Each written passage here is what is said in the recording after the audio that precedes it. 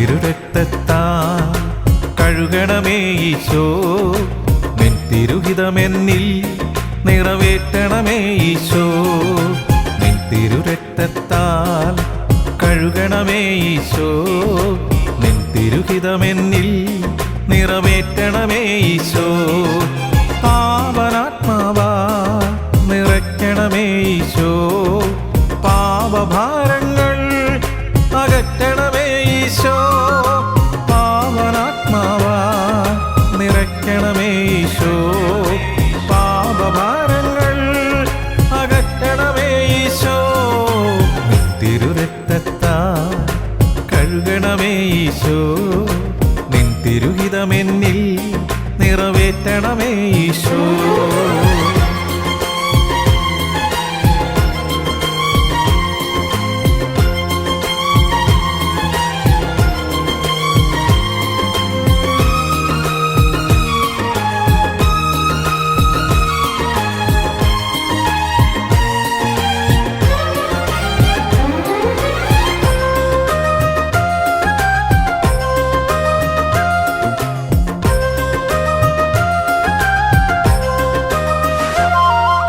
നൽവരദാനങ്ങൾ നൽകണമേ ഈശോ, നല്ല വഴിക്കെന്നെ നയിക്കണമേ ഈശോ.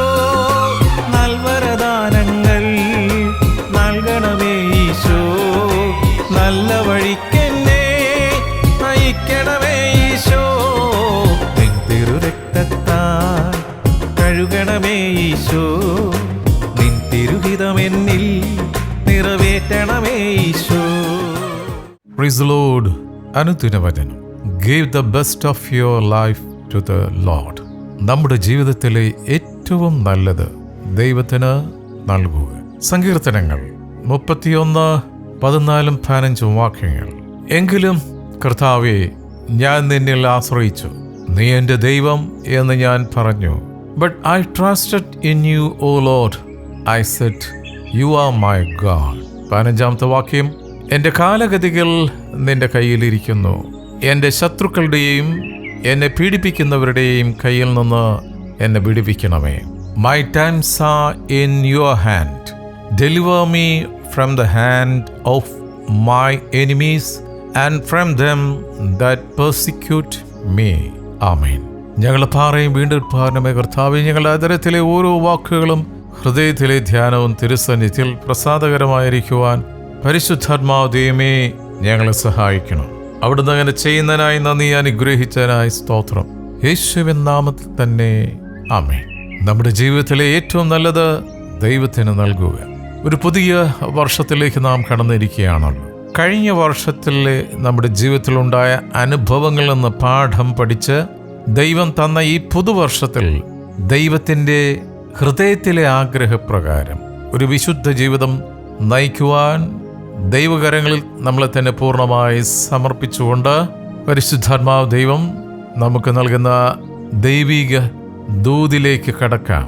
നമ്മളെ തന്നെ മാറ്റം വരുത്തി ഓരോ ദിവസവും നമ്മുടെ ജീവിതത്തിലെ പ്രഥമ സമയം ദൈവത്തിന് നൽകുവാൻ ആരംഭിച്ചാൽ നമ്മുടെ ജീവിതത്തിലെ ഓരോ സമയത്തിനും യഥാർത്ഥ സമാധാനം ലഭിക്കണമെങ്കിൽ നമ്മൾ ദൈവവുമായി സമയം വേർതിരിക്കണം. അത് മനസ്സിലാക്കിക്കൊണ്ട് ഓരോ പ്രഭാതത്തിലും നാം എഴുന്നേറ്റ് നമ്മളെ തന്നെ ദൈവകരങ്ങളിൽ സമർപ്പിക്കുകയാണ് വേണ്ടത്. പരിശുദ്ധാത്മാവിൻ്റെ ഫലം പുറപ്പെടുവിച്ച് ആ ദിവസം മുഴുവൻ ജീവിപ്പാനായി കൂടുതൽ സമയം നമ്മൾ ദൈവവുമായി വേർതിരിക്കുകയാണ് വേണ്ടത്. ഈ പുതുവർഷത്തിൽ ദൈവം നമുക്കായി കരുതി വെച്ചിരിക്കുന്ന അനുഗ്രഹങ്ങൾ പ്രാപിക്കണമെങ്കിൽ ദൈവത്തിൻ്റെ ഹിതം ഇന്നതെന്നും അറിഞ്ഞും മനസ്സുപതിക്ക് രൂപാന്തരം പ്രാപിക്കുന്ന ഒരു ജീവിതമായിരിക്കണം ദൈവം നൽകിയ ഈ പുതുവർഷത്തിൽ നാം നയിക്കേണ്ടത്. ദൈവം നമുക്കായി തരുന്ന ഓരോ ദിവസത്തിൻ്റെയും നല്ലൊരു ശതമാനം സമയവും ദൈവത്തിന് കൊടുക്കാനായിട്ടുള്ള ഒരു ഹൃദയ നിശ്ചയത്തോടുകൂടി വേണം ജീവിക്കാൻ. ഓരോ പ്രഭാതത്തിലും ഒന്നാം സ്ഥാനം ദൈവത്തിന് കൊടുക്കുന്നത് മൂലം നമുക്ക് ആ ദിവസം മുഴുവൻ ദൈവവുമായി ചേർന്ന് ജീവിക്കുവാൻ കഴിയും. അതുകൊണ്ട് ഇപ്രകാരം ദൈവം സമ്മാനമായി നൽകിത്തരുന്ന പ്രഭാത സമയം പ്രശ്നങ്ങളെക്കുറിച്ച് ചിന്തിച്ച് സമയം നഷ്ടമാക്കരുത്. മറിച്ച് എന്താ ചെയ്യേണ്ടത്? സങ്കീർത്തനക്കാരൻ അത് പറഞ്ഞു തരും. സങ്കീർത്തനങ്ങൾ 31:14-15 വാക്യമാണ് നമ്മൾ കുറിവാക്യമായിട്ട് വായിച്ചത്. എങ്കിലും കർത്താവേ, ഞാൻ നിന്നിൽ ആശ്രയിച്ച് നീ എൻ്റെ ദൈവമെന്ന് ഞാൻ പറഞ്ഞ എൻ്റെ കാലഗതികൾ നിന്റെ കയ്യിൽ ഇരിക്കുന്നു. കർത്താവ് പറഞ്ഞില്ലേ, എന്നെ കൂടാതെ നിങ്ങൾക്കൊന്നും ചെയ്യുവാൻ സാധ്യമല്ല എന്ന്. കഴിഞ്ഞ വർഷം പല തെറ്റുകൾ നമ്മുടെ ജീവിതത്തിൽ സംഭവിച്ചതിൻ്റെ കാരണം എന്താ? മൂലകാരണം എന്താ? കർത്താവിനോട് ആലോചന ചോദിച്ചില്ല. എങ്കിലും നമ്മൾ പെട്ടുപോയില്ല, നമ്മളാരും മുടിഞ്ഞു പോയില്ല. ഒരു പുതിയ വർഷത്തിലേക്ക് കടക്കുവാൻ കർത്താവ് നമ്മളെ അനുഗ്രഹിച്ചില്ലേ? തുടർന്ന് മുന്നോട്ട് ദൈവം നമുക്ക് വെച്ചിരിക്കുന്ന നാളുകൾ അനുഗ്രഹിക്കപ്പെട്ട നിലയിൽ ജീവിക്കണമെങ്കിൽ സങ്കീർത്തനക്കാരൻ പറഞ്ഞതുപോലെ, എങ്കിലും കർത്താവേ, ഞാൻ നിന്നിൽ ആശ്രയിച്ച് നീ എൻ്റെ ദൈവമെന്ന് പറഞ്ഞ് എൻ്റെ കാലഗതികൾ നിന്റെ കയ്യിൽ ഇരിക്കുന്നു. നമ്മളെക്കുറിച്ചുള്ള പ്ലാനും പദ്ധതിയും നമ്മുടെ കയ്യിലല്ല, ദൈവത്തിൻ്റെ കയ്യിലാണ്. അങ്ങനെയാണ് വചനം പറയുന്നത്. യിരെമ്യാ പ്രവാചകൻ 29:11-14 വരെയുള്ള വാക്യത്തിൽ വളരെ വ്യക്തമായി പരിശുദ്ധാത്മാവ് ദൈവം അവിടെ പറയുന്നുണ്ട്, നിന്നെക്കുറിച്ചുള്ള പദ്ധതി എൻ്റെ മനസ്സിലാണ്. നിനക്ക് ശുഭമായ ഭാവിയും പ്രത്യാശയും തരുന്ന പദ്ധതി. അശുഭമായ ഭാവിയും പ്രത്യാശയും തരുന്ന പദ്ധതി, അതാണ് ദൈവത്തിൻ്റെ പ്ലാൻ, നമ്മളെക്കുറിച്ചുള്ള പ്ലാൻ. അത് വെളിപ്പെട്ട് അനുഗ്രഹം പ്രാപിക്കണമെങ്കിൽ പൂർണ്ണ ഹൃദയത്തോടെ കർത്താവിൽ ആശ്രയിക്കുക. ദൈവം തീർച്ചയായിട്ടും നമ്മളെ കുറിച്ചുള്ള പ്ലാനും പദ്ധതി പ്രകാരം ഓരോ കാര്യങ്ങളെയും അതാത് സമയത്ത് ചന്തോചിതമായി ഒരുക്കിത്തരും. ചുരുക്കി പറഞ്ഞാൽ നാളെക്കുറിച്ച് ആകുലപ്പെടേണ്ടെന്നാണ് കർത്താവ് പറയുന്നത്. മക്കളെക്കുറിച്ചുള്ള പദ്ധതി ഏതെങ്കിലും ഒരു പ്രത്യേക ഇൻസ്റ്റിറ്റ്യൂഷനിലല്ല, കർത്താവിൻ്റെ കയ്യിലാണ്. മക്കൾ എങ്ങനെ രൂപപ്പെട്ടു വരണമെന്നും അവരേത് സ്ഥാനത്തെത്തണമെന്നും ദൈവം നിശ്ചയിച്ചിട്ടുണ്ട്. പക്ഷെ ആ പദ്ധതി പ്രകാരം എത്തേണ്ട സ്ഥാനത്ത് എത്തണമെങ്കിൽ കർത്താവുമായിട്ടൊരു കൂട്ട് വേണം. എപ്രകാരമാണ്? ഹാനോക്ക് വാക്ക്ഡ് വിത്ത് ഗാഡ്. ഹാനോക്ക് ദൈവത്തിൻ്റെ കൂടെ നടന്നതുപോലെ ഈ പുതുവർഷത്തിൽ ദൈവത്തിൻ്റെ കൂടെ നടന്നാൽ ദൈവം നമുക്കായി ഒരുക്കി വെച്ചിരിക്കുന്ന സകല പ്ലാനും പദ്ധതിയും അതിൻ്റെതായ സമയത്ത് വെളിപ്പെട്ട കഴുകനെ പോലെ പറന്ന് ചിറകടിച്ച് ഉയർന്ന് തന്നെ നമുക്ക് ജീവിക്കാൻ സാധിക്കും. ഈ പുതുവർഷത്തിൽ ഉണ്ടാകാൻ പോകുന്ന എല്ലാ പ്രതിബന്ധങ്ങളെയും തരണം ചെയ്ത് മുന്നോട്ടു പോകുവാൻ ആർക്ക് സാധിക്കും? ദൈവത്തിൽ ആശ്രയിക്കുന്നവർക്ക് മാത്രമേ സാധ്യമാകുകയുള്ളൂ. വീണ്ടും ദൈവത്തിൻ്റെ വചനം പറയുന്നത് സദൃശവാക്യങ്ങൾ 3:5-7 വരെയുള്ള വാക്യങ്ങൾ, പൂർണ്ണ ഹൃദയത്തോടെ കർത്താവിൽ ആശ്രയിക്കുക, സ്വന്തം വിവേകത്തിൽ ഊന്നരുത്. നിന്റെ എല്ലാ വഴികളിലും കർത്താവിനെ നനച്ചുകൊള്ളുക, അവൻ നിന്റെ പാതകളെ നേരെയാക്കും. നിനക്ക് തന്നെ നീ ജ്ഞാനിയായി തോന്നരുത്. കർത്താവിനെ ഭയപ്പെട്ട് ദോഷം വിട്ടു മാറുക. Praise the Lord. അപ്പോൾ കർത്താവ് നമുക്കായി ഒരുക്കി വെച്ചിരിക്കുന്ന പ്ലാനും പദ്ധതി പ്രകാരം സന്തോഷത്തോടെ മുന്നോട്ട് പോകാൻ ഇതാണ് ഒറ്റമൂലി. സദൃശവാക്യങ്ങൾ 3:5-7 വരെയുള്ള വാക്യങ്ങൾ. സ്തോത്രം. ആ വചനത്തോട് ചേർന്ന് നമ്മൾ ജീവിക്കുമ്പോൾ പൂർണ്ണ ഹൃദയത്തോടെ കർത്താവിൽ ആശ്രയിക്കുക. ലോകം തന്ന PhDയിൽ ആശ്രയിക്കരുതെന്നാണ് വചനം പറയുന്നത്. സ്വന്തം വിവേകത്തിലൂന്നരുത്. ആധിപത്യം തോളിലുള്ളവൻ കർത്താവായ യേശുവാണ്. ആലോചന അവിടുന്ന് പറഞ്ഞു തരും. നമ്മുടെ എല്ലാ വഴികളിലും കർത്താവിനെ തന്നെ ധ്യാനിച്ചു കൊള്ളുക. ഒരു കാര്യത്തിനായിട്ട് വീട്ടിൽ നിന്ന് ഇറങ്ങുമ്പോഴേ ആലോചന ചോദിക്കേണ്ടത്, കർത്താവേ, ഞാൻ ഇന്ന കാര്യത്തിന് പോവുകയാണ്, പരിശുദ്ധാത്മാവ് ദൈവമേ എൻ്റെ കൂടെ വരണമേ എന്നുള്ള ഒരു ക്ഷണക്കത്തോടു കൂടി പരിശുദ്ധാത്മാവിനോട് ചേർന്ന് നടന്നാൽ അവൻ മുന്നുമേൽ ദൂതന്മാരെ അയച്ച് കാര്യങ്ങൾ ക്രമപ്പെടുത്തി തരും. കർത്താവ് ചെയ്യുമ്പോഴാണ് അതിൻ്റെതായ ഒരു ഭംഗി അതിനുണ്ടാകുന്നത്. ഉചിതമായി ചെയ്തു തരും. വചനം പറയുന്നത് അങ്ങനെയാണ്. അവൻ നിന്റെ പാതകളെ നേരെയാക്കും. എന്ത് സംഭവിക്കും? ഞാൻ ആദ്യമായിട്ടാണ് പോകുന്നത്. ഓക്കെ, അതൊക്കെ മാനുഷികമായിട്ടുള്ളൊരു ചിന്തയാണ്. പക്ഷേ കർത്താവിന് നമ്മളെക്കുറിച്ച് ഒരു പദ്ധതി ഉണ്ടല്ലോ. നിനക്ക് തന്നെ നീ ജ്ഞാനിയായി തോന്നരുത്. ചില മനുഷ്യർക്ക് അങ്ങനെ ഒരു അഹങ്കാരം പെട്ടെന്ന് കയറി വരും. നിങ്ങളൊന്നും പറയുന്നും വേണ്ട, എനിക്കറിയാം എന്ത് ചെയ്യേണ്ടത്. അപ്പോൾ പോകുന്ന വഴി നേർച്ചയിട്ടിട്ടും കാര്യമില്ല. വീട്ടിൽ നിന്ന് ഇറങ്ങുന്നതിന് മുമ്പ് തന്നെ ദൈവത്തോട് ആലോചന ചോദിച്ചു പോയാൽ പോകുന്ന വഴിക്ക് നേർച്ചയിട്ട് മെഴുകുതിരി കത്തിക്കേണ്ട കാര്യമില്ല. ഇതെല്ലാം ദൈവത്തിൻ്റെ പ്ലാനും പദ്ധതി പ്രകാരമേ കാര്യങ്ങൾ നടക്കുകയുള്ളൂ. അതുകൊണ്ട് ദൈവം നമ്മളിൽ നിന്ന് കേൾക്കാൻ ആഗ്രഹിക്കുന്ന ഒരു കാര്യമുണ്ട്. കർത്താവേ, എപ്രകാരം ഈ ദിവസം എനിക്കായി ഒരുക്കിയിരിക്കുന്നത് എന്ന് എനിക്കറിയില്ല. ഈ ദിവസം ശരിയായ ഒരു ദിവസമാകാനായി ഞാൻ നിന്നിൽ ആശ്രയിക്കുന്നു. എൻ്റെ കാലഗതികൾ നിന്റെ കയ്യിലിരിക്കുന്നു. എൻ്റെ ജീവിതത്തിൻ്റെ പ്രഥമ സ്ഥാനം അങ്ങയിൽ ഏൽപ്പിച്ച് ഈ ദിവസം ആരംഭിക്കുന്നു.